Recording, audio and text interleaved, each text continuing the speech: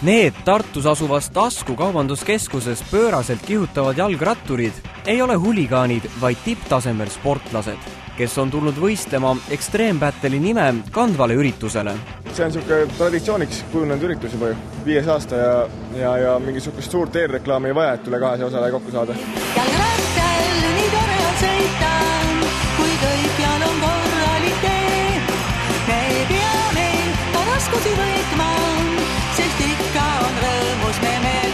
Selline kaubanduskeskuses toimunud ekstreemsportlaste kihutamine on asjale täiesti uus lähenemine. Seda ei ole kindlasti varem Eestis saanud, varem pole kindlasti ka Baltikumis olnud ja ei ole uurinud väga tausta, aga ehk isegi Ida-Euroopas pole sellist üritust varem tehtud. Võistlusel osalejaid oli suisa 9 eri riigist. Kuigi alla sõideti nii eskalaatoritest kui keertreppidest, siis väga hulle kukkumisi õnneks ette ei tulnud. Mõni väike apsakas siiski juhtus. Trepp leidis oma lisaohvri. Loomulikult